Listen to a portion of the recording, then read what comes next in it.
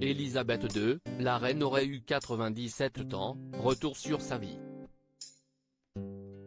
La reine Élisabeth II aurait aujourd'hui fêté ses 97 ans, de quoi rappeler le deuil de l'Angleterre depuis le 8 septembre dernier. Ce vendredi 21 avril, la reine Élisabeth II aurait fêté ses 97 ans. Pour la première fois depuis près de 50 ans, le peuple ne célébrera pas cet anniversaire. Une triste journée pour la famille royale, mais aussi le peuple qui tenait à sa reine. Mais depuis le 8 septembre dernier, cette dernière a fini par perdre la vie à 96 ans. L'occasion de faire un retour sur sa vie hors du commun. On vous explique tout ici. Élisabeth II, les débuts de sa vie. Dès le début de sa vie, Élisabeth II n'a pas eu une vie ordinaire. Initialement, son oncle Édouard VII devait hériter de la couronne. Mais ce dernier a décidé de renoncer à ce droit par amour pour une femme divorcée. Avec ce cas de figure, cela reste donc son frère George VI et père d'Élisabeth II qui devient le roi. Et comme elle est la fille aînée de ce dernier, elle devient donc directement la première dans l'ordre de succession du trône. Un cas de figure très rare qu'une femme soit pressentie comme seule héritière. Mais son père, George VI, le roi, perd la vie en 1952. À ce moment-là, Élisabeth II n'a donc que 26 ans et accède au trône en février. En revanche, la cérémonie de son couronnement ne prend place que plus d'un an plus tard, en juin 1953. Cette dernière a pu être retransmise à la télévision. Surtout que ce cas de figure, qu'une femme accède au trône, reste donc inhabituel et cette dernière n'a pas été qu'une parenthèse dans l'histoire de l'Angleterre. Elle reste la monarque qui a eu le plus long règne du royaume. Et durant tout le temps d'Élisabeth II comme reine, elle a fait de grandes choses pour le pays. Elle permit l'indépendance de pays administrés, transforma l'Empire britannique en Commonwealth of Nations, menait des réformes constitutionnelles. Vie personnelle. Malgré sa vie très mouvementée, Élisabeth II a aussi connu l'amour et la vie de famille. À ses 13 ans, elle fait la rencontre de Philip Mountbatten et elle tombe amoureuse. Ils décident de se marier en 1947 et ont 4 enfants ensemble. Il y a d'abord Charles qui devient prince héritier, puis Anne, Andrew et Edward. Et même avec toutes les années de règne, elle reste toujours populaire auprès de son peuple. En 2012, elle fête son jubilé de diamant.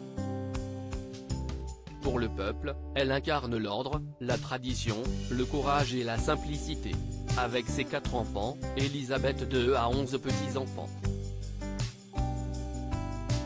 En tant que mère, et même grand-mère, Élisabeth II fera l'objet de nombreuses rumeurs. Tout d'abord vis-à-vis de sa belle-fille, Diana. Ces dernières mettent en lumière des relations conflictuelles entre les deux femmes souvent représentées. Et même avec Meghan Markle, la compagne de son petit-fils le prince Harry. Ce couple ne semble pas convenir aux exigences royales. Notamment à cause de l'origine et du métier d'actrice de cette dernière. La vie d'Élisabeth II attire l'attention depuis déjà bien des années. Et cela peut se voir notamment sur Netflix avec le succès de la série The Crown, traduit en français La Couronne, qui retrace sa vie. Cette dernière a rencontré un franc succès et reprend l'entièreté de sa vie, rendant plus humaine la monarque qui ne semble jamais faiblir. La santé.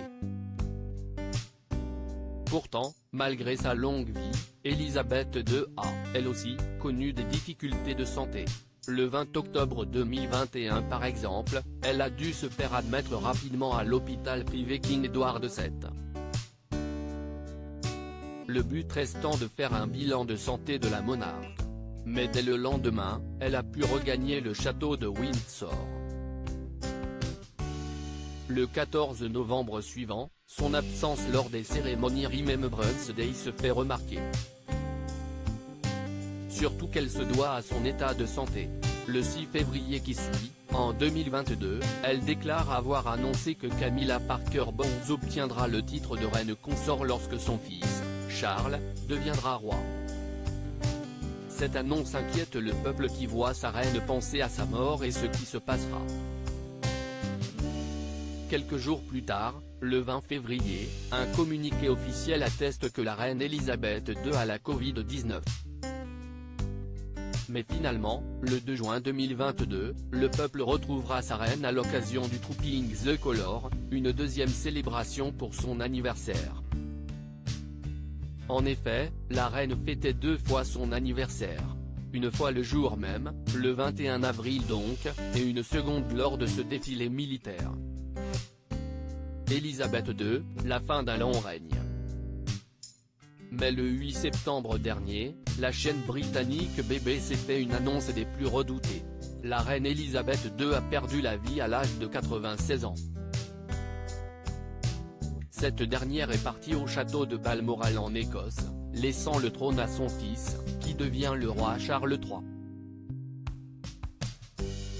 Dans le mois, les funérailles de la reine ont pu se faire en bonne et due forme à l'abbaye de Westminster le 19 septembre.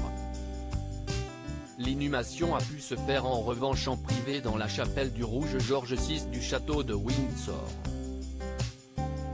10 jours après ses funérailles, le certificat de décès officiel de l'ancienne reine sort enfin. Dessus, le peuple y découvre l'heure de décès exacte de cette dernière, 15h10. La chaîne BBC n'a elle dévoilé l'information qu'à 19h40. Mais le parcours de la reine Elisabeth II ne sortira jamais des mémoires. Pour qu'une femme arrive sur le trône en tant qu'héritière, les chances paraissent bien minces. Mais en plus de cela, elle reste celle qui a le plus long règne, dû à son jeune âge au moment de monter sur le trône mais aussi à sa longue vie.